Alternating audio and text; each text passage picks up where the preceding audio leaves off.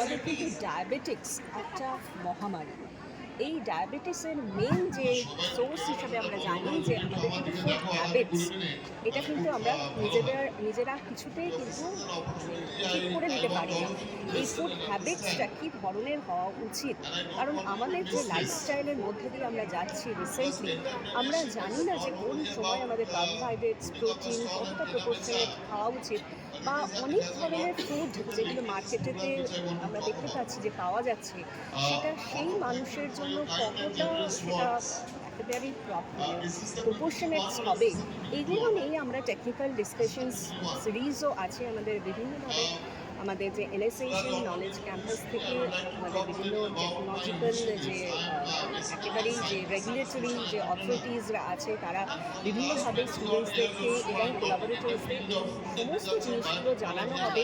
এবং আমি সব থেকে যেটা খুশি হয়েছি যে আমার ডিপার্টমেন্ট এবং আমাদের সমস্ত ডিপার্টমেন্টের সকল ছেলেমেয়েরা একসাথে মিলে এত বড় একটা আমব্রেলা টানছে, যেখানেতে তারা নিজস্ব যে মত বিনিময় করা এবং তাদের নিজস্ব ফিল্ড নিয়ে ডিসকাশনস করে, যেটা ফুড অ্যান্ড নিউট্রিশনস, এটার এখন স্কোপস অনেক। আমরা জানি যে এই সময় দাঁড়িয়ে নিউট্রাজিনোমিক্স, আমরা নিউট্রাসিউটিক্যালস নিয়ে কথা বলি। এই নিউট্রাসিউটিক্যালসটা আসলে কি? যেভাবে আমরা সকলের হাতে যে ফ্রুটস প্যাকেটসটা দেওয়া হচ্ছে, সেটা কিন্তু একেবারে একটা প্রপোর্শনাল ফ্রুট প্যাকেটস, মানে একটা দিনেতে একটা মানুষের কতটা ফ্রুটস সে খেতে পারে, সেই প্ল্যাটারটা এরকম হওয়া উচিত। সেই নিয়েই আমাদের এই টোটাল কর্মশালা এবং এই একদিনের food fest Asansol girls college, এটা আমাদের এখান থেকেই করা হয়েছে আমাদের ক্যাম্পাসে। সুতরাং সকলকে আজকে এই পুরো ফুড ফেস্টটাকে এনজয় করার জন্য বলবেন। পরবর্তীকালে আমাদের সাথে এই ধরনের আমরা ফুড রিলেটেড, নিউট্রিশন রিলেটেড এবং ডায়েট রিলেটেড যারা অ্যাক্টিভিটি করছেন, তাদেরকে কোলাবোরেশনস হিসাবে আমরা পেতে চাইব। অলওয়েজ ওয়েলকাম আমাদের কলেজে। फूड फेस्टिवल में कितना स्टॉल लगा हुआ है?